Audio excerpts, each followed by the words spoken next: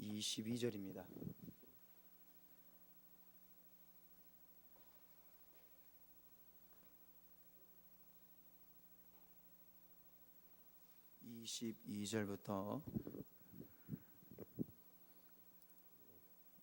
볼륨 조금만 더 높여주세요.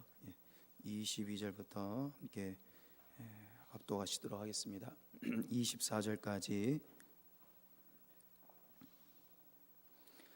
시작. 오직 성령의 열매는 사랑과 희락과 화평과 오래 참음과 자비와 양선과 충성과 온유와 절제니 이 같은 것을 금지할 법이 없느니라.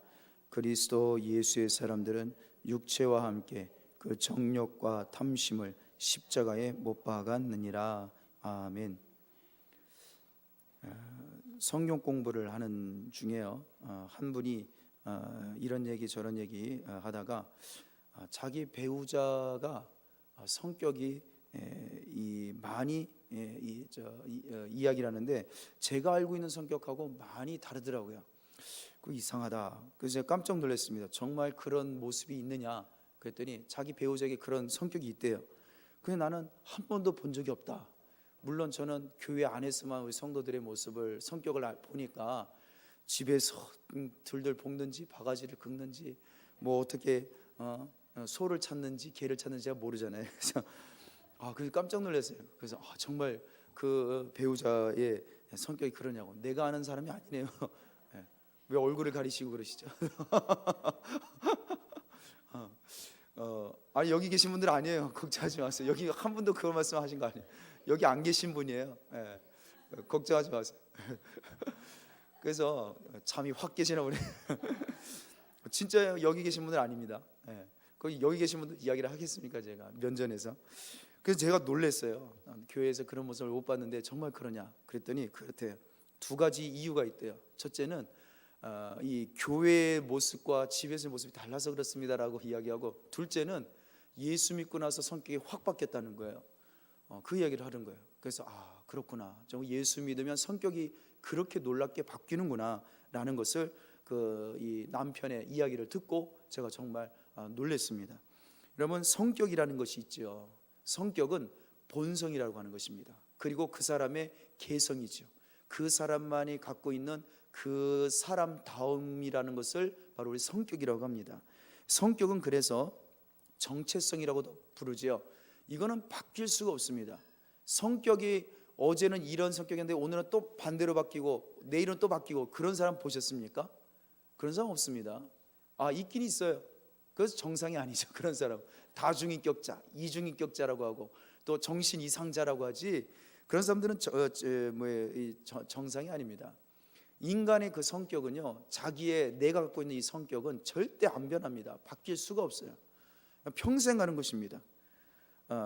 그런데 놀라운 것은 예수님을 믿으면 그 성격이 바뀐다는 사실입니다. 성격이 바뀝니다. 지금 우리 갑자기 좀 민족의 대이동이 일어나는 시기가 가지고 오늘 지난주보다 조금 덜 나오셨는데, 사실은 이 사람이 많고 적음 그거는 문제가 없습니다. 오늘 이 밤이 굉장히 놀라운 것을 기대하셔야 될 것은 무엇이냐? 오늘 우리는 예수님의 이름으로 모였지요. 예수님 말씀을 붙들고 성령이 누구시냐? 라는 것을 붙들기 위해 이 자리에 모여서 찬송하고 기도하고 말씀을 나누고 있습니다. 그런데 오늘 이 밤에 하나님께서 우리의 성격을, 예수 믿는 우리의 성격을 놀랍도록 바뀌는 기적을 행하실 줄 믿습니다. 여러분, 내 성격이 안 바뀌던 성격이 예수님 때문에 바뀌는 능력이 있습니다. 인간은 절대로 자기 성격 못 바꿉니다. 내 힘으로는 절대 내 습관도 내 성격도 내 기질을 바꿀 수가 없습니다. 놀라운 것은 예수 그리스도께서 우리의 예수 믿을 때에 우리의 성격이, 본성이 바뀐다는 것입니다. 제가 어머님으로부터 어렸을 때 들었던 말 중에 많이 들었던 중에 말이 뭐냐면은, 너 이렇게 미련하냐라는 말을 많이 들었어요. 이렇게 미련하냐. 어머니 눈에는 참 미련한 자식이었는데, 그래서 제가 예수님을 인격적으로 만난 다음에 제가 봐도 너무 미련한 거예요. 지금 성도님들 저를 보시면, 와, 우리 목사님 또 막 그러시더라고요. 저 목사님이 우리 유정규 집사님 그 가게에 제가 하루는 딱 갔는데 6시쯤에 들렸는데 너무 어두운 거예요. 가게가 1층인데도 어둡더라고요. 그래서 가만히 봤더니 전구가 반밖에 안 켜져 있어요. 그래서 왜 안 켜져요? 그랬더니 이게 그 수리를 해야 되는데 안 했다는 거예요. 못 했다는 거예요. 그 기사 한번 보려면 일당이 10만 원, 15만 원이잖아요. 그러니까 어려워서 그러셨겠다 생각이 들더라고요. 근데 저는 전기 만지는 거 뭐 다 잘하잖아요. 예, 나름 준 전문가인데 그래서 너무 안타까운 거예요. 장사하는 집에 사람들이 지나갈 때 밝은 집에 가려고 하지 어두침침한 집에 가겠습니까? 가게. 그래서 제가 아이고 이거 여기가 필요하고 여기가 뭐가 필요하겠네요.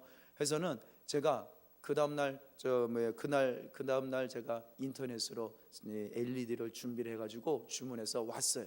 그리고 오자마자 그 집사님, 저도 바쁜 몸이에요. 저도 한가한 사람이 아닙니다. 제가 뭐 한가해서 전기고를 고치는 거 아니에요.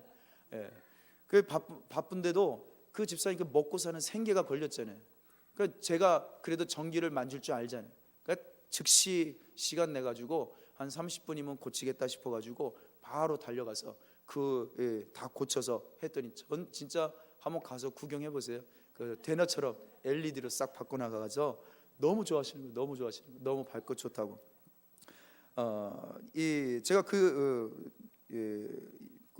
왜 전기 얘기를 왜 했나 모르겠네. 하여튼 제가 미련한 사람이었어요. 미련한 사람이었는데 하나님께 내가 할 줄 아는 것도 없고 책을 읽는 것도 못 읽고 이 공부도 못 하고 하여튼 제가 너무 지지리도 못 났어요. 제가 봐도 이 인생 내가 앞으로 어떻게 살까? 이 인생 제대로 살 수 있을까? 내 앞가림이나 할까? 정말 답답한 제 자신을 확인을 했습니다. 제가 그래서 하나님 좀 지혜를 좀 주세요. 베드로 전서에 보니까 혹시 미련한 지혜가 없는 자는 후히 주시고 꾸짖지 아니하시니 하나님께 구하라 그리하면 후히 주시리라 넘치도록 주시리라. 그 말씀을 붙들고 간절히 기도했어요. 너무 인생이 불쌍하니까 제 자신을 봐도 지혜가 없으니까 지혜를 좀 달라고. 너무너무 그게 지혜가 부러웠어요. 남들이 공부 잘하는 사람 보면 부럽고 지혜로운 사람 보면 부럽고 일처리를 잘하는 사람은 부럽고 부지런한 사람 보면 부럽고 제가 세상에서 제일 못나 보이더라고요. 실제로 그랬어요. 너무 못났습니다. 성격도 좋지도 못하고 승질만 들었고 제가 그랬어요 과거에. 그런데 하나님께 막 부르짖고 애원했습니다. 지혜를 좀 달라고, 성격 좀 바꾸게 해달라고. 고린도전서 13장에 그 사랑은 오래 참고 온유하며 시기하지 아니하며 성내지 아니하며 쭉 있잖아요. 그거를 지갑에다가, 그때는 핸드폰이 없는 시절이었으니까 20여 년 전이니까 항상 지갑은 자주 꺼내잖아요. 제일 잘 보이는 것이 이제 지갑이니까 지갑의 안에다가 그걸 적어서 넣어놨어요. 항상 볼 수 있도록. 얼마나 그걸 외우는 것도 모자라 가지고 안 되겠다 이거. 내가 정말 이 사랑의 성격 좀 있었으면 좋겠다. 너무너무 간절하게 그런 성격을 바랬어요. 그걸 적어놓고 보면서 지혜를 달라고 애원하면서 그렇게 20대 초반에 그렇게 하나님께 몸부림친 적이 있습니다. 그런데요, 하나하나 나도 모르게 뭔가 바뀌는 거예요. 성격이 바뀌고 그 기도대로, 성경 말씀대로, 성령의 열매대로, 사랑의 그 모습대로 바뀌는 내 자신이 보이더라고요. 그럼 하나님이 지혜를 그때 비해서 지금 얼마나 많이 주셨는지 몰라요. 지금 보시면 그 정도가 지혜라고 하실 수도 있는데 제 나름대로 30여 년 전, 20여 년 전에 제 모습과 지금 제 모습은요 너무너무 하늘과 땅 차이예요. 그러니까 그때 저를 상상하시면은 저것도 인간이가 하셨을 모습이었어요. 저는 정말 미련하고 어리석기 짝이 없었습니다. 그런데 정말 바뀌더라고요. 성격이 바뀌고 지혜가 생기는데 목사님이 실행력이 좋으시네요, 실천력이 좋으시네요 막 그러는데요, 그거 예전엔 그렇지 않았어요. 절대 그렇지 못했습니다. 그런데 성격이 바뀌는 거예요. 막 적극적으로 바뀌고 그냥 이거 좀 뭔가 이거 바꿔야 되겠다 그러면 그냥 막 물불 안 가리고 그냥 하게 되는 성격으로 적극적이고 진취적으로 바뀌더라고요. 지금 제 이 모습이 사실은 목사님 더 바뀌어야 되겠는데요 뭐 하실 수도 있겠지만 맞습니다. 더 바뀌어야 되죠. 더 성격이 바뀌어야 되는데 그나마 정말 이거 개과천선한 거예요. 사랑가족 여러분, 오늘 이 밤이 하나님 예수 믿으면 성격이 바뀌는데 그 성격 나도 좀 바뀌게 해주세요. 그렇게 오늘 기도하고 간구할 때 하나님께서 놀라운 성격으로, 하나님의 성격으로, 성령의 성격으로 바꿔주실 줄 믿습니다. 오늘 그 기도를 꼭 하시기를 주의 이름으로 축원합니다. 여러분, 나는 못 바꿔요. 나는 내 성격을 죽어도 못 바꿉니다. 절대 내 성격은 자신이 못 바꿉니다. 아니, 내 성격을 내가 못 바꾸는데 그럼 어떻게 바꿀 수 있을까? 그래서 우리가 하나님께 오늘 기도하는 것입니다. 누가복음 8장 26절에 보면요, 누가복음 다 잊어버리진 않으셨나요? 성경가 우리 저 퀴즈 대회 하느라고 많이 읽으셨는데, 거기에 보면 거라사 땅에 예수님 배 타고 제자들하고 가시죠. 거기에 누가 나타납니까? 악한 영 귀신, 군대 귀신에 사로잡힌 사람이 예수님을 만나게 되죠. 예수님이 배에서 내리자마자 그걸 보고 막 뛰쳐서 막 다름박질해서 예수님 앞에 달려옵니다. 그러더니 예수님께 막 큰 소리로 외치죠. 여러분, 악한 영에 시달리는 사람은요, 악한 영에 사로잡힌 사람의 성격이 잘 드러나요. 어떻다고요? 아주 그냥 성격이 급해요. 불 같아요. 저도 좀 바꿔야 될 것 중에 하나가, 성격 급한 건 좀 바꾸긴 해야 됩니다. 이거 좀 또 바꿔야 되는데, 악한 영에 사로잡혔던 그 사람이 성격이 정말 급했습니다. 그러더니 막 소리를 쳐요. 분노하고 소리치는 거, 여러분, 그거 성령의 성격이 절대 아니에요. 하나님 성격 그렇지 않습니다. 이따가 보시면 아시겠지만, 이 마귀 영에 사로잡힌 그 사람은 막 소리치면서 어찌하여 나를 벌써 지극히 높으신 하나님의 아들이여 예수여, 나를 벌써 망하게 하려고, 나를 괴롭게 하려고 벌써 오셨습니까? 그러면서 애원하죠. 나를 제발 이 땅에서 가게 하지 마시라고, 괴롭게 하지 마시라고, 제발 좀 살려달라고 애원하면서 합니다. 그런데 이 악한 영에 사로잡혔던 사람이 성격이 어떠했느냐면요, 이 사람이 쇠사슬과 고랑에 막 묶기도 했지요. 얼마나 그냥 미친 행동을 많이 했으면, 성격이 아주 그냥 속된 말로 지랄 같았으면 사람들이 쇠사슬로 묶겠습니까? 보통 성격이 아니라는 거죠. 그 성격 아무도 제어가 안 되니까 쇠사슬을 묶고 쇠고랑을 찼었던 거죠. 여러분, 예수 믿기 전에 성격은 이런 성격들이에요. 진노의 자식들의 성격은 이렇습니다. 분노, 로드 레이즈라고 하죠. 길 가다 운전하다가 막 분노가 나오고, 화풀이로 그냥 분노 표출하고, 알지도 못하는 사람들에게 분노를 표출하고. 여러분, 악한 영이 인도하는 대로 성격을 사람의 성격은 그런 거예요. 그리고 이 악한 영에 사로잡힌 사람의 성격이 어떠했느냐? 사람들하고 어울리지를 못해요. 그래서 이 악한 영에 시달린 사람이, 군대 귀신 들린 사람이 어디서 살았습니까? 무덤에서 살았어요. 무덤에 왜 살아요? 무덤에 누가 삽니까? 죽은 시체만 있고 썩은 내 내고 더러운 곳이죠. 예수님 만나기 전에 이 사람의 성격은 사람하고 어울리지를 못해요. 사람하고. 찬양가족 여러분, 그래서 식사의 교제, 예배 후에, 기도 후에, 찬양 후에 우리 형제 자매들과 이웃들과 교제하는 것, 이거 엄청나게 중요한 겁니다. 이거 못하면요, 이거 의심스러운 거예요. 형제 자매들하고 이웃들하고 차 한잔 마시는 거 못하는 거, 그 진짜 위험한 겁니다. 건강한 거 아니에요. 성령의 성격이라고 할 수가 없어요. 악한 영에 사로잡힌 사람의 성격은요, 군대 귀신 들린 사람은 가족들하고도 어울리지를 못해요. 가족들하고 왼수가 돼가지고 가족들하고 떨어져서 무덤에서 살죠. 이웃들하고 살지를 못해요. 친구가 없어요. 그래서 우리 찬양교회 성도 여러분, 찬양교회도요, 앞으로 미래는 더욱더 이웃들하고 잘 지내셔야 될 줄 믿습니다. 예수 믿지 않는 사람들하고 잘 지내셔야 돼요. 그들의 친구가 되어주셔야 됩니다. 그거 못하면 이게 우리가 잘못 가는 거예요. 교회는 바로 그와 같이 가야 되는 것입니다. 생명을 물이 강물처럼 이웃들에게 흘러 넘치도록 해줘야 돼요. 혼자 신앙생활하는 건 정말 위험한 겁니다. 성령의 성격이 아니에요. 예수님의 성격이 아닙니다. 예수님 보세요. 예수님이 어떻게 하십니까? 전부 다 두루두루 다니셨죠. 각성으로 다니셨죠. 모든 도시, 동네, 마을로, 촌으로 다니셨죠. 사람들을 어울려 다니셨죠. 얼마나 사람들하고 친구 삼는 걸 좋아하셨는지, 야 바리새인들이, 너희 선생은 왜 맨날 죄인들하고 범죄자들하고 사기꾼들하고 세리들하고 밥 먹고 몸 파는 여인들하고 친구하냐? 죄인의 친구라다. 예수님을 비방할 정도로 예수님은 사람들하고 진짜 잘 어울리셨습니다. 친구가 많으셨어요. 그러나 이 예수님 만나기 전에 이 군대 귀신 들린 사람은 친구가 없었어요. 죽은 시체가 있는 곳에서 살고 사람들하고 어울리지를 못했습니다. 죽음 한복판에 살았다는 거죠. 그의 성격이 그랬습니다.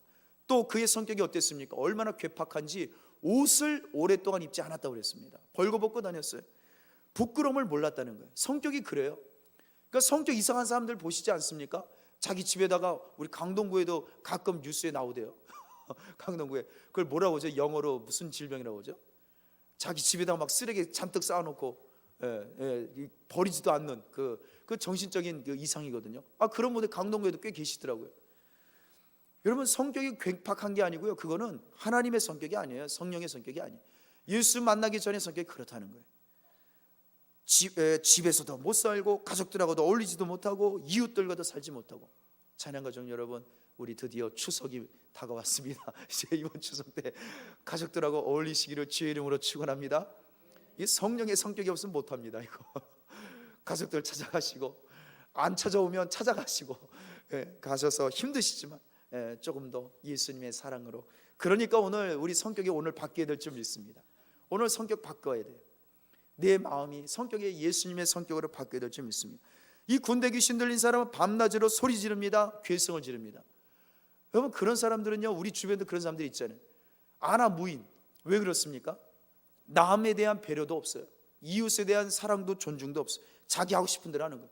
이 군대 귀신 들린 사람의 성격이 그랬다는 거예요. 예수 만나기 전에 성격이 그랬다는 거예요. 이것이 그 사람의 성격입니다. 그런데 이 사람이 예수님을 만나자 부르짖고 막 애원합니다. 그러자 예수님이 그 안에 있는 더러운 귀신에게 명령하시죠. 더러운 귀신아, 그 사람에게서 나와라. 네 이름이 뭐냐? 묻자 뭐라고 대답합니까? 저는 군대입니다. 한글로 군대라고 번역했는데 이 헬라어로 이게 레기온이라는 헬라어인데요, 로마, 그리스 그때 군단에 레기온이라는 이제 오늘날로 말하면 뭐 중대, 또 대대, 연대, 사단, 뭐 이렇게 군단 그렇게 있는데요. 군단이라는 최고의 제일 큰 규모의 직제를 레기온이라고 불렀습니다. 그러니까 12,000에서 2만 명. 그 자기 이름이, 이 사람이 군대 귀신 안에 들린 사람이 자기 이름을 뭐라고 불렀냐? 우리는 12,000입니다. 이렇게 얘기한 거예요. 12,000명, 2만 명. 그 군대가 몇 마리가 들어가 있는 거예요? 12,000에서 2만 마리가 들어가 있는 거예요. 명이라 하기도 그렇고, 이거 뭐 영적인 존재라서 뭐라고 하기도 그렇고, 약하고 더러운 귀신이 어마어마하게 그 사람을 사로잡고 있습니다. 그 성격이 아주 그냥 괴팍할 수밖에 없는 거예요. 이 더러운 귀신의 성격을 그냥 다 갖고 있는 겁니다. 사람들하고 어울리지도 못하고, 가족들도 사랑하실 수도 없고, 자기만 알고, 다른 사람들이 시끄럽다고 좀 조용히 하라고, 배려 좀 하라고 해도 아랑곳 않고, 쇠고랑에 차면은 초인적인 기술로 그냥 쇠고랑도 다 끊어버리고, 감당이 안 되는 성격을 갖고 있습니다.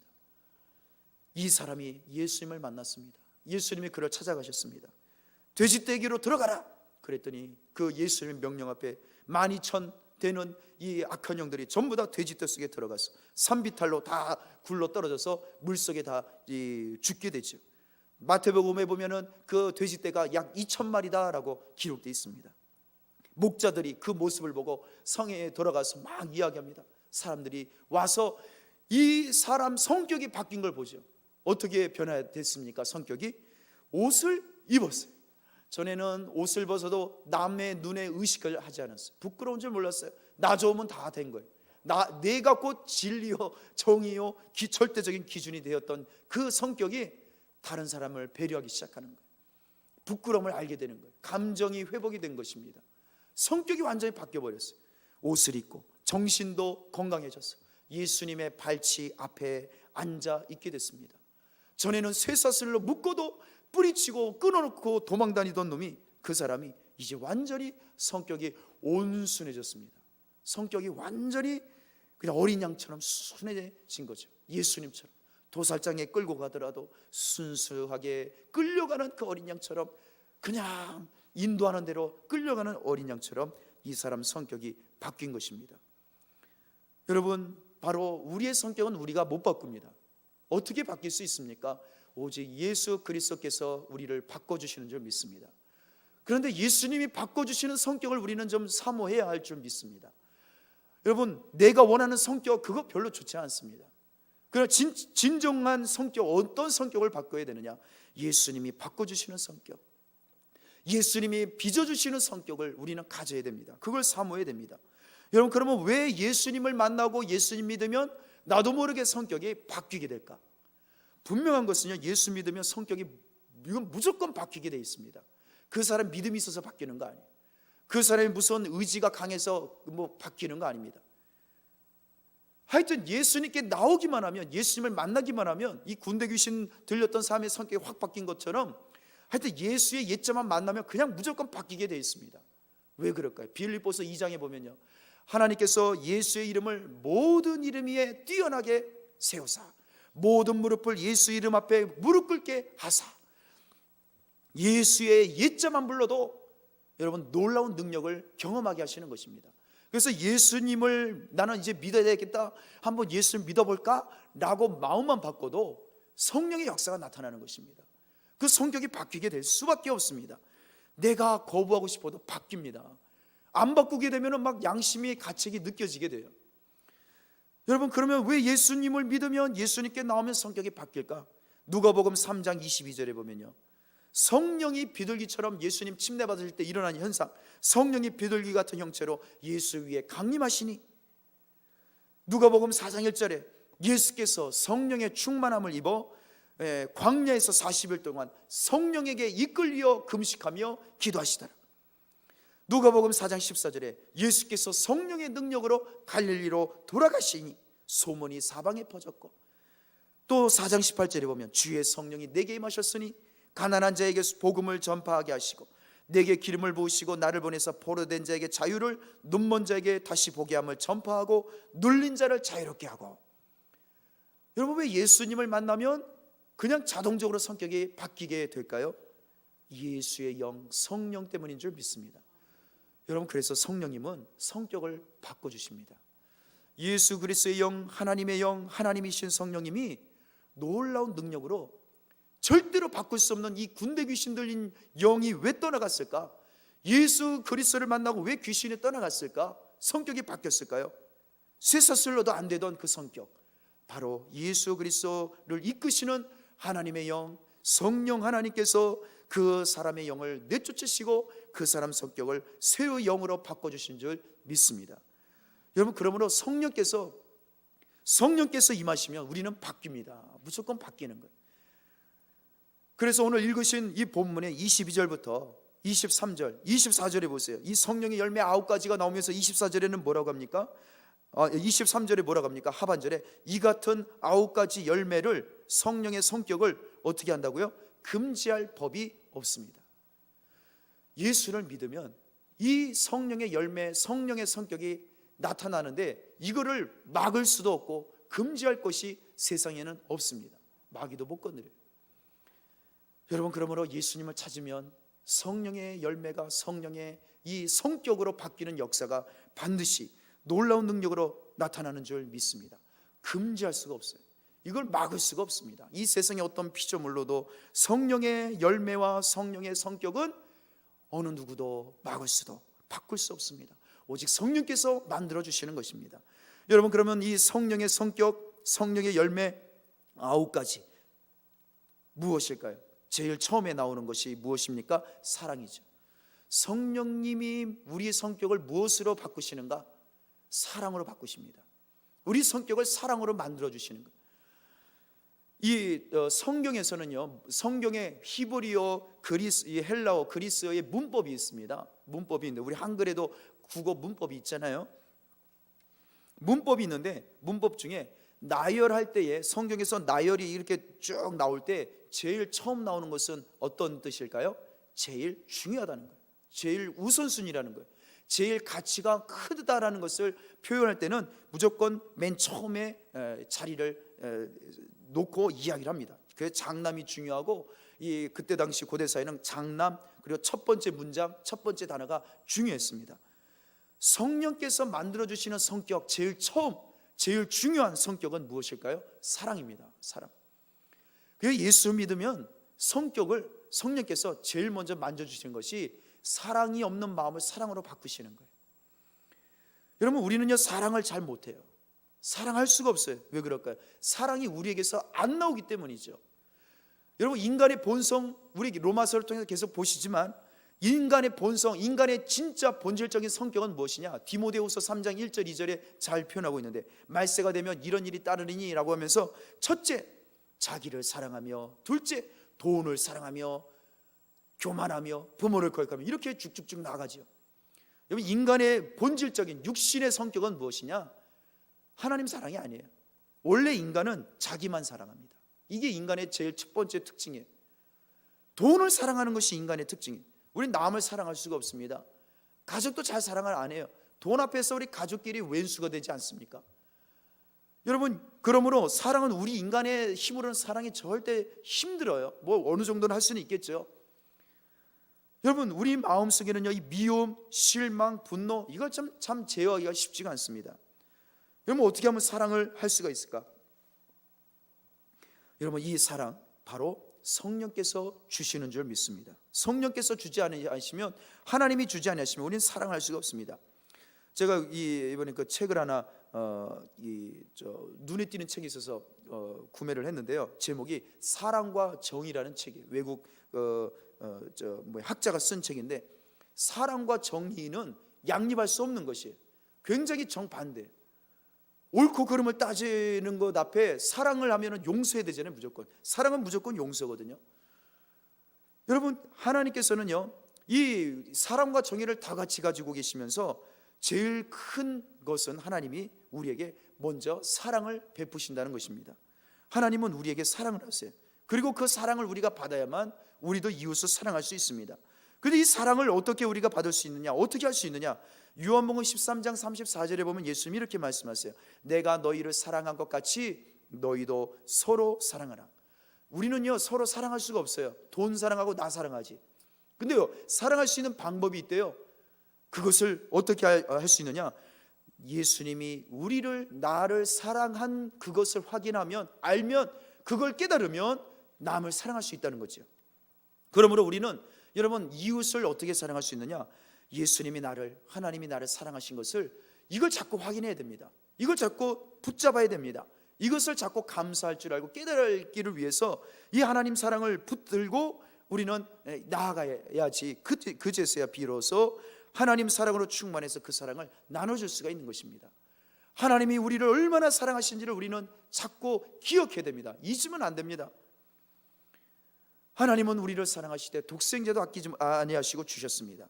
그러므로 우리도 그 사랑을 생각하고 기억을 한다면 나도 사랑하지 못할 사람이 없는 것입니다. 용서하지 못할 사람이 없는 것입니다. 그러므로 그때 비로소 우리는 사랑이 가능한 것입니다. 성령께서 바로 이것을 하시는 거죠.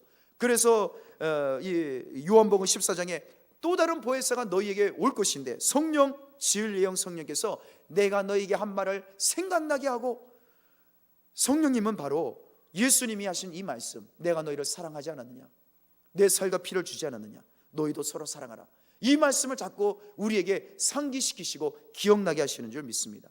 그러므로 우리에게 성령님은 예수님이 너를 사랑하지 않았느냐, 다 주지 않으셨느냐, 너도 사랑해라, 이것을 우리에게 자꾸 말씀하고 계십니다. 신발을 다 받으셨습니까? 신발을 챙기셨습니까? 저는 그 신발을 이렇게 인기가 좋을 줄 몰랐어요.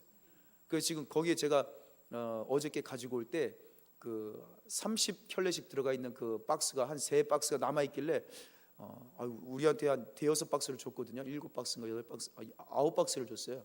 그러니까 240켤레를 줬는데 너무 많아가지고 스트렉스에 더 이상 구겨 넣을 때까지, 안 들어갈 때까지 싣고 온 거거든요. 그런데 오늘 이렇게 인기가 많은 거 보니까 저거 달라고 해야 되나 말아야 되나 지금 다시 한번 갈까 지금 생각하고 있는데, 그 수요일 날 연락이 왔어요. 제가 한 13, 14년 전에 서울에서 섬기던 청년부 같이 교회 청년이었던 형님이, 제가 또 이제 거기서 사역을 했던, 전도사라 사역했던 그 교회 형님이 그 교회에 전도사 사역을 하고 이제 겨울에 목사 안수를 받는데 1년 만에 연락이 왔어요. 연락이 왔는데 뜬금없이 여성용 겨울 부츠가 있는데 필요하지 않냐라고 그러시는 거예요. 그래서 여러분, 저 담임 목사예요. 여성용 겨울 부츠가 있는데 우리 저 선교 자선 기금 마련하다가 남은 건데 줄까? 무슨 거지로 하나 담임 목사, 그래도 이래봬도 서울에 목회하는 목사인데 우습게 하나, 내가 그거 준다고 하면 공짜로 준다고 내가 받으러 갈까, 그런 체면이 있지, 내가 그런 목사인 줄 아나, 그렇게 생각을 하겠습니까 제가? 저는 우리 찬양교회 성도들이나 동네 사람들에게 유익이 될 수 있다면 저는 뭐든지 합니다. 그래서 저는 시골교회에 있을 때도 교회 화장실 공사하고 교회 샤워실 만들 때 다 했어요. 그걸 뭐 하수구 만들고 변기 세우고 화장실 청소하고 우리 저녁 시간이라 죄송합니다만 자기 집은 푸세식이에요. 농촌 화장실이 그런 화장실이 있어요. 자기 집에서 화장실 안 쓰고 교회 화장실 와서 수세식이니까, 그러면 한 일주일에 한 번 와서 하는 것 같아요. 일주일 동안 참았다가 꼭 화장실 쓰는 것처럼 항상 막혀. 그러면 제가 항상 그분이 왔다 가면은 막혔구나, 그분이 왔다 가는구나 알아요. 저는 누가 왔는지. 그럼 제가 다 뚫고 진짜 한 달에 서너 번씩 제가 그렇게 해서 일주일에 거의 한 번씩 그랬어요. 한 번도, 그때는 은혜가 많아서 사랑이 많아서 그랬는지 한 번도 불평하지 않았어요. 제발 오지 말라고 그런 말도 안 하고. 나중에 제가 저희 몇 번 방문하지 않았습니까? 사임한 후에 화장실 문이 잠겨 있어요. 왜 잠갔었어요? 했더니 그 사람 못 오게 하려고 잠그셨다고 하더라고요. 목사님이 하셔야 되니까 이거를 뻥뚫어를 해야 되는데, 그거 진짜 장난 아닙니다. 다 튀어요, 다 튀어. 너무너무 들어와있던 그 양반 왔다 가면은 제 생전에 그런 사람 처음 봤어요. 일주일 동안 참았다고 와서 하니까, 아니 그걸 다 청소하고 화장실 만들고 공사하고 시멘트 바르고 별짓을 다 했어요. 이거 별것도 아니에요. 이런 거는요, 건물 저는 공사도 다 하고 다 해봤습니다. 다 하고 화수도부터 뭐 다 했어요. 정화조부터 천장서부터 눈에 안 보이는 것까지 전기하며 모든 걸 다 했거든요.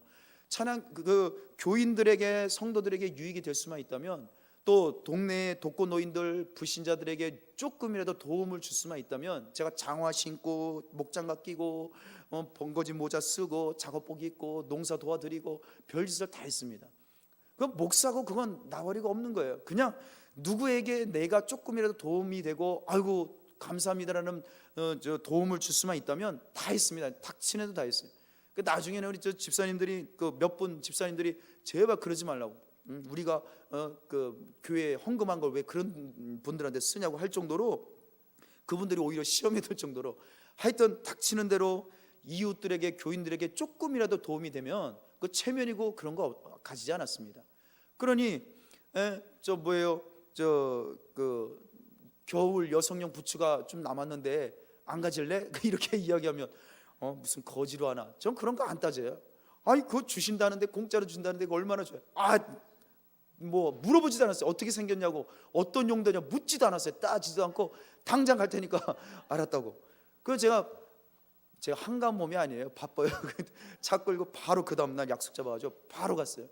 가가지고 번잡한 주차도 하기 어려운 그곳에 강남 한복판에서 30분을 막 빙빙 돌면서, 그 양반도 바쁘고 하니까 그걸 그냥 땀 삐질삐질 흘려가면서 다 구겨 넣어가지고 갖고 와서 어저께 얼마나 기쁜지 몰라요. 남에게 대접을 한다는 건요 정말 기쁨인 줄 믿습니다. 그게 사랑인 것 같아요. 이제 샘플을 들고 여기 주변 우리 상가 분들한테 우리가 많이 은혜도 받고 도움도 많이 받잖아요. 주일이면은 또 평일에도 주차장도 나눠 쓰고 하니까 감사하다고. 이거 우리 교인들한테 먼저 주지도 않고 우리 사장님한테 먼저 보여주는 거니까 필요하시면 혹시 가져가시라고. 그랬더니요 막 구름대처럼 막 일하다가 막 와가지고 문도 안 잠그고 막 뛰쳐나가지고는 어제 한번 싹 스리를 하고 가시고, 그걸 좋아하시는 거예요. 저는 그걸 보면서 이렇게 선물을 주고 남에게 주는 게 너무 흐뭇한 거예요. 나는 이게 정말 이웃들이 이거 가져갈까 했는데 너무 좋아하시는 거예요. 전화하면서 사진 찍어서 가족들한테 보내면서 이거 어때? 그러면서 막 가져가시고, 너무 우리 동네 분들한테, 교회 다니지 않고 그런 분들한테 선물을 드릴 수 있어서 너무 좋았습니다. 우리 목자분들한테 알렸더니 목자분들이 어떤 분은 뭐 10켤레씩 가져가고 목원들한테 다 연락받아가지고 막 260 뭐 250 뭐 해가지고 다 가져가시던데, 저는 그 모습을 보면서 이렇게 누군가에게 선물을 주는 것, 내가 누군가의 유익을 조금이라도 도움을 줄 수 있는 인생이라는 것, 여러분 그것이 사랑이 아니겠습니까? 여러분, 예수님 믿기 전에는요, 예수님의 사랑을 깨닫기 전에는 남에게 주는 게 아까운 거예요. 자꾸 움켜쥐는 거예요. 줄 수가 없어요. 나를 사랑하고 돈을 사랑하는 인생이 어떻게 남에게 줍니까?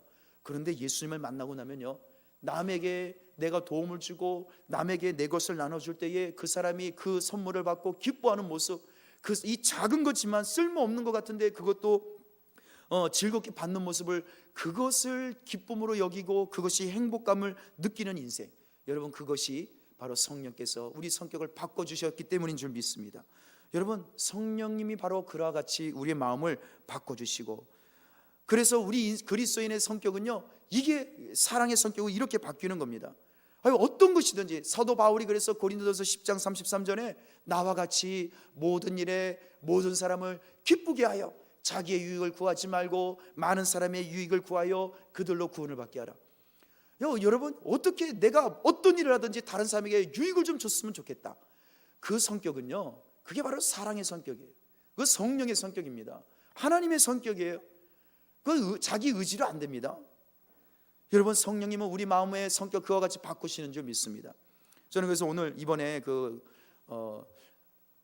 신발을 이렇게 나눠드리면서 내가 우리 교인들에게 막 말씀의 은혜를 나눠드리고 또 무슨 하늘에서 불이 떨어지는 능력을 좀 드려야 되는데 기껏해야 이거 신발이나 갖다 드리고 내가 뭐 하는 짓인가 생각도 한편은 했어요. 좀 섭섭하더라고요. 하나님한테, 하나님, 내가 이런 목사보다는, 신발 주는 목사보다는 좀 이 영적인 막 능력을, 파워풀한 능력을 막 주고, 제가 안수하면 방언이 터지고, 제가 막 기도하면 막 예언이 나타나고 기적이 나타나고 그런 능력을 주는 목사가 됐으면 좋겠는데, 이건 기껏해야 겨울용 부츠나 나눠드리고 좀 조금 하나님 앞에서 섭섭하더라고요, 하나님께. 그런데 그 생각이 나는 거예요. 1월 1일에 저희 10년 때 송구영 신년예배 때 하나님이 기도 제목으로 주신 게 있어요. 우리 계속 기도하는 게 뭐냐면은, 우리 올해는 찬양교회 성도들이 내가 요셉의 창고가 되게 해달라고. 그래서 나를 통해서 우리 이웃들에게, 찬양교인들에게 생명과 복을 나눠주게 해달라고, 또 오병이의 기적을 일으키게 해달라고 1월 1일부터 기도하지 않았습니까? 교회 기도 제목으로. 오병이어가 무엇입니까? 나는 가진 게 없어요. 그런데 기적 같은 놀라운 일이 주변 사람들에게 내가 생명을 주고 복을 주고 일용할 양식을 준다는 거죠. 그 생각이 나는 거예요. 추수의 계절에 그래도 기도응답을 주시는구나 생각이 들었습니다. 난 돈 한 푼도 없고 그 돈을 어떻게 삽니까? 제가 10,000원씩만 잡아도 그게 메이드 인 차이나가 아니에요. 메이드 인 코리아거든요. 그 10,000원, 그 재정가가 10,000원 이상은 되지 않을까 싶은데, 그 10,000원만 쳐도 240 하려면은 240만 원이에요. 그래서 저는 감사하더라고요. 그래서 이 기도 제목을 요셉의 창고가 되게 되더라고요. 저는 아무것도 가진 게 없고 능력도 없는데, 오병이의 기적을 일으킬 만한 것도 없는데, 하나님 이렇게 그래도 240만 원어치를 이웃들과 교인들에게 나눠드리는 그 응답을 주시는구나라는 것 때문에 한편은 조금은, 한 5%는 위안을 좀 받았습니다. 95% 기쁨을 좀 주셔야 되는데, 찬양가족 여러분, 남은 우리 추수의 계절 이제 한 석 달 남았는데, 오늘도 계속 기도하셔서 하나님의 놀라운 이 성령의 역사와 능력이, 하나님의 우리 이웃들에게 사랑을 주고 기쁨을 주는, 유익을 주는 이 사랑의 생명이 계속 흘러넘치기를 기도하셔야 될 줄 믿습니다. 반드시 이루어 주실 줄 믿습니다. 두 번째로 성령의 성격이 무엇입니까?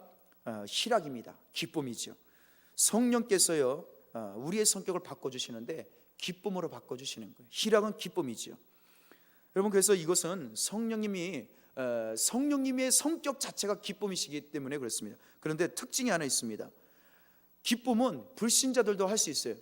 개그맨들이 어쩌면 성령에 충만한 사람이 할 수 있겠죠. 그러나 개그맨들과 우리의 기쁨이 다른 것은 무엇이냐? 우리의 기쁨은 고난 중의 기쁨이라는 거예요. 그게 특징입니다. 성령께서 주시는 기쁨은 기뻐할 만한 상황에서 주시는 기쁨이 절대로 아니에요. 고난과 환난 중에 주는 기쁨입니다. 고린도후서 7장 4절에 보면 고린도 교회 성도들에게 이 바울이 막 담대하게 선포합니다. 뭐냐? 내가 우리의 모든 환난 가운데서도 위로가 가득하고 기쁨이 넘치는도다. 환난이 굉장히 많은데도 그 가운데서 위로가 가득하고 기쁨이 충만하대요. 이게 어떻게 가능한가요?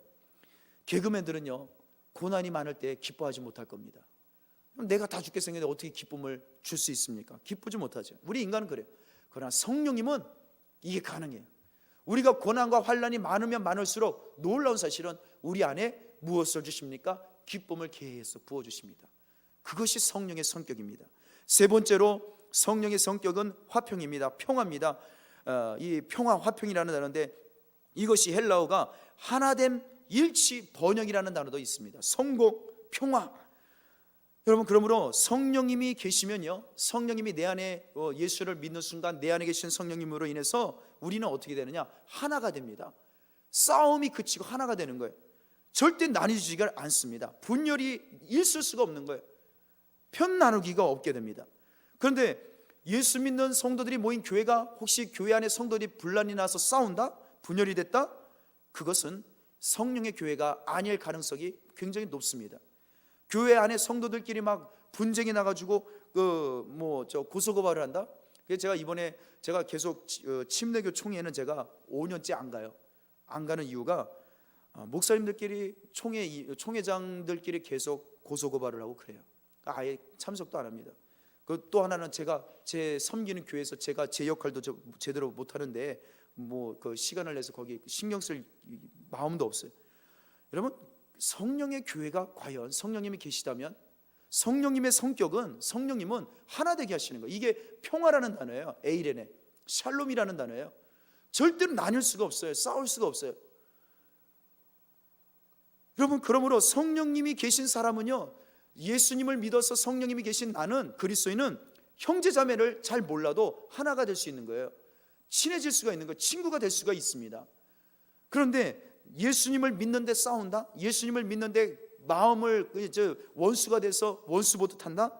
고소고발을 한다? 이건 도저히 용납할 수 없어요. 이건 성령의 마음이 아니에요. 성령의 성격이 절대 아닙니다. 마귀 성격이에요. 그거는. 성령님이 계시면요, 우리 마음을 이와 같이 바꾸시는, 용서하고 하나 되게 하시고, 그리고 온전히 연합을 이루게 하시는 겁니다. 그래서 우리 찬양교회 성도님들이 38년 동안 37년 동안 보세요. 선교사님들도 처음 보는 선교사님들 오시잖아요. 처음 보는 교인들도 오지만, 새로운 교인들도 오지만, 새로운 처음 보는 목사님들도 오시고, 처음 보는 교회들도 연합하게 되고, 여러분, 그런 사람들을 우리가 친구가 되고 하나가 될 수 있는 것은요, 성령의 역사인 줄 믿습니다.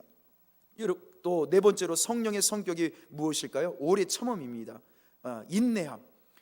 그래서 성령께서 임하시면요, 우리 성격을 오래 참고 견딜 수 있도록 인도하시는 겁니다. 이 사랑의 성격, 성령의 성격의 오래 참음을 예레미야 애가 3장 22절 23절에 이렇게 말하죠. 여호와의 인자와 사랑과 긍휼이 무궁하시다. 아침마다 새롭다. 하나님의 사랑과 긍휼은요, 오래 참으세요. 얼마큼요? 무궁하시다. 끝이 없습니다. 어제 사랑하고 오늘 하나님의 사랑이 끝나는 게 아닙니다. 오늘 아침에 또 다른 새로운 사랑으로 계속 부어주십니다. 하나님의 사랑, 하나님의 성격, 성령의 성격이 오래 참으심이기 때문입니다.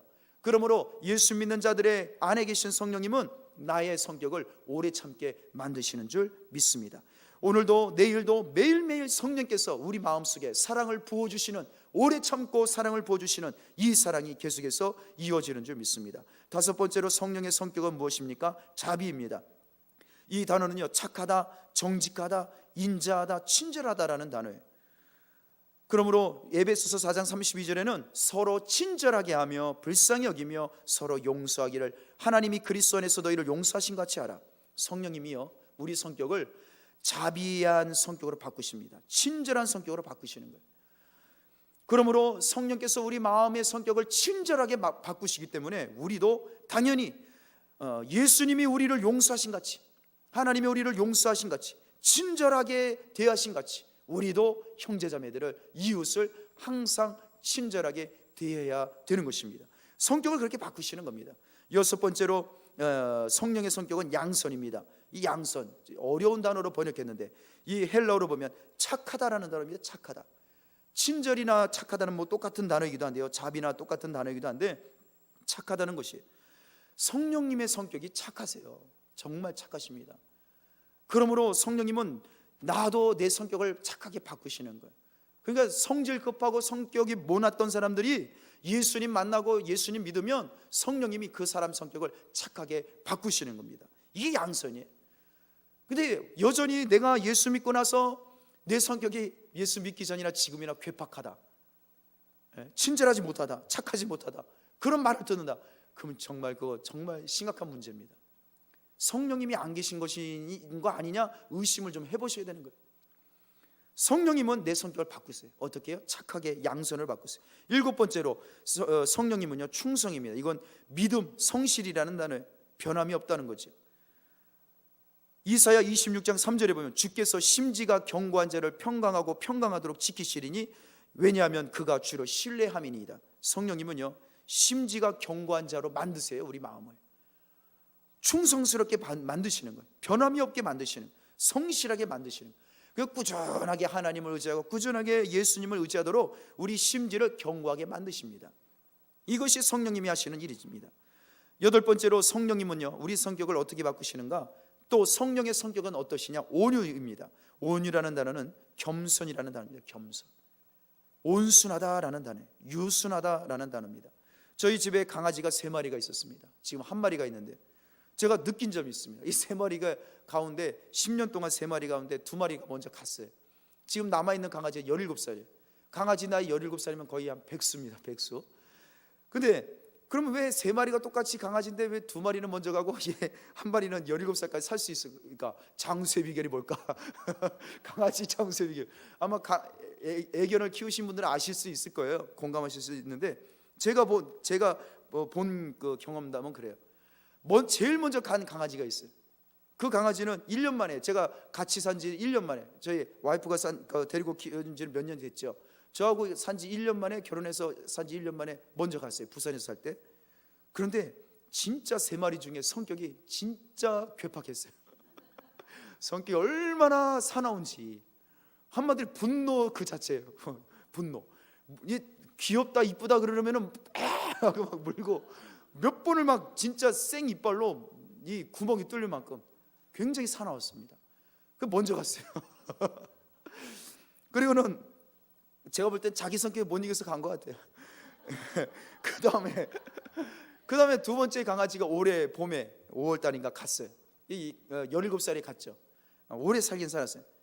그런데 이 강아지도 성격이 아주 그냥 좀 심통이 있고, 이쁘다 귀여워해 주려고 하면은 막 토라져가지고 하고 막 도망가고 막 피하고, 그런 강아지였어요. 얘도 오래 살긴 살았습니다만 지금 남아있는 17살 지금 살아있는 강아지들보다는 성격이 좀 심통도 있고 화도 잘 내고 그랬습니다. 근데 지금 17살 된 이 강아지, 살아있는 강아지 보면 성격이 온순합니다. 지금 화도 잘 안 내요. 이러고 한번 요기하고 화를 안 내요. 제가 지금 10년째 데리고 키우는데 화를 안 내요.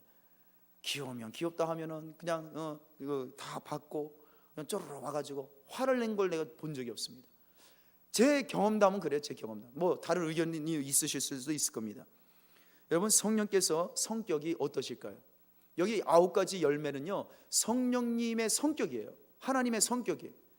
또 예수 믿는 사람들에게 계시는 성령께서 우리의 마음을 그와 같이 성격을 바꾸시는 거예요. 어떻게 바꾸실까요? 온유로 바꾸십니다. 겸손하게 바꾸시고 마음을 유순하게 바꾸십니다. 분노하고 또 막 심통 있고 성격이 막 괴팍하는 성격을 바꾸시는 거예요. 제가 그랬어요. 제 성격을 아무도 못 말렸습니다. 부모님도 제 성격 못 말려. 목회자 자녀라고 하면서 얼마나 지금 생각하면 부끄러웠는지 몰라요. 그런데 예수님을 인격적으로 만나면서 성령께서 제 성격이 이게 인간 같지도 않은 모습을 보여주시는, 깨닫게 된 거예요. 영적 눈이 열린 거죠. 내가 너무 부끄러운 거예요. 죄인임을 깨닫게 되자 성령님, 하나님, 주님, 저 성격 좀 바꾸었으면 좋겠어요. 이대로 못 살, 부끄러워요. 그러면서 기도하면서 성령께서 이 열매를 달라고, 제발 좀 이 열매 좀, 성령 열매가 맺어지게 해달라고. 조금씩 하루아침에 안 됩니다. 이 온순한 거 하루아침에 안 돼요. 조금씩 바꿔주시면서 그나마 이와 같이 된 줄 믿습니다. 더 바꿔야 되죠. 더 온유해지고 더 겸손해지고 더 유순해져야 되죠. 여러분, 성경에 보면은 온유한 단어가 나온 것이 대표적인 게 두 군데가 나옵니다. 구약에 하나, 신약에 하나. 구약에는 누가 나올까요? 모세가 나오죠. 하나님이 왜 80세가 된 모세를 불러내셨을까? 대민족을 끌어내서 하나님의 백성들을 구원해내고 10가지 재앙을 홍해바다를 건너고 적과 꿀이 흐르는 가나안 땅에 7 가나안 강대한 아낙 자손들을 물리치는 놀라운 능력과 권능과 지혜를 발휘하는 지도자로 80세의 할아버지를 세우셨을까? 모세는 어떤 사람이라고 기록되어 있습니까? 출애굽기에 보면 그는 온 지면 위에 무엇이 뛰어났습니까? 온유함이 뛰어났어요. 온순했습니다. 성격이 아주 온순했습니다. 화를 내는 사람이 아니었어요. 그 사람은 겸손한 사람이었다는 거죠. 그러니 백성들이 원망하고 돌돌려서 막 하나님이 어디 계시냐, 모세를 쳐 죽이자, 애굽 돌아가자 할 때마다 어떻게 합니까? 모세는 맞서 싸우지 않았어요. 성막에 엎드려서 기도하죠. 하나님 어떻게 하면 좋습니까? 하나님 어떻게 하면 좋습니까? 성격이 있고 한 성격 하면 어떻게 하겠습니까? 이놈의 자식들이 한번 맞짱 한번 뜨자고, 내 지팡이 맛을 한번 볼래? 그러면서 내 지팡이 한번 들면 너희들 다 죽어 이놈들아 할 수 있잖아요. 있죠. 진짜 그렇게 되죠. 그 말하는데 다 되는데. 그런데 그러지 않죠. 그렇게 할 수 있는데 왜 그렇습니까? 온유해서 그런 거예요. 겸손해서. 성령님이 그렇게 바꾸십니다. 우리는 그와 같이 성격이 바뀌어야 될 줄 믿습니다. 여러분, 성령님은 우리 성격 그렇게 바꾸시는 거예요. 또 신약의 온유가 어디 등장합니까? 마태복음 8복에 등장하죠. 5장에 온유한 자는 복이 있나니 무엇이 복이 있습니까? 땅을 받아요. 땅을. 맞습니까? 맞죠? 여러분, 마음이 겸손하고 온순해하고 성내지 말아야지 땅이 들어옵니다. 우리 이 복을 받으셔야 될 줄 믿습니다. 제가 그래서 아직 제 명의로 된 땅이 없는 이유가 제 성격이 아직 온순하지 못해서 그런 것 같습니다. 자, 9번째 마지막입니다. 절제가 있습니다. 이건 자기 통제라는 거예요. 자기 통제. 찬양가족 여러분, 인간의 성격, 인간의 본성은 자기 사랑하는 욕심이 있어요. 정욕이 있습니다. 돈 사랑하고 싶어하는 정욕이 있어요. 그러나 그것은요, 그 정욕과 육신의 정욕, 안목의 정욕, 이색의 자랑은 여러분 우리는 망하게 합니다. 그건 육신을 따라가는 것이고, 그러나 성령님은 우리를 바꾸십니다. 절제하는 마음으로 바꾸시는 줄 믿습니다. 찬양가족 여러분, 우리는 이 밤에 기도해야 됩니다. 뭐라고 기도해야 될까요? 내 안에 계신 성령이요, 이 예수 믿게 해주셔서 감사합니다. 성령님께서 예수의 영 되신, 하나님의 영이 되신 성령님, 성령의 열매, 성령님의 성격으로 제 마음을 이 9가지로 좀 바꿔주옵소서. 사랑, 기쁨, 사랑, 희락, 화평, 오래 참음, 자비, 양선, 충성, 온유, 절제로 성령이여 이 밤에 바꿔주옵소서. 찬양가족 여러분, 희망을 가지세요. 내가 오늘 성격이 성령의 성격으로, 예수님의 성격으로 바뀐다고 한번 생각해 보세요. 내일부터 나를 만나는 가족들과 내 이웃들과 이번에 추석 때 만나는 친지들이 내 예수님의 성격으로 바뀐 나를 보고 뭐라고 하겠습니까? 소문이 막 퍼져가서 온 동네방네 사람들이 몰려와서 옷자락에라도 한번 만지고 싶다. 할렐루야. 예수님이 하신 일도 하게 하시고 그보다 큰 일도 하게 하실 줄 믿습니다. 우리 이 시간에 함께 기도하시죠. 하나님, 예수님 성격이 좀 바뀌었으면 좋겠습니다. 예수님의 성격, 성령의 성격으로 내 성격을 좀 바꿔주세요. 결국엔 제가 문제예요. 제가 윤영현 목사가 더 많이 성령의 성격으로 바뀌어야 찬양교회 성도님들이 윤영현 목사 성격 보고 야, 저 정도 닮고 싶다 하지. 불신자들이 동네 성내동 사람들이 찬양교회 윤영현 목사 성격 보니까 예수님 같다라고 인정을 해야 전도가 되고 들어오죠. 그러니까 결국엔 저 담임 목사 책임입니다. 이 시간에 우리 성도님들 기도만 하지 마시고 윤영현 목사 성격 좀 바뀌게 해달라고 기도 좀 같이 좀 간절히 주여 세움 부르고 기도하시고, 그래야 우리 찬양교회 전도가 될 줄 믿습니다. 우리 주여 세움 부르고 우리 교회 공동기도 제목 붙들면서 이것이 하나님의 나라요, 성령님 역사해달라고 기도 제목을 보면서 주여 세움 부르고 함께 간절히 기도하겠습니다.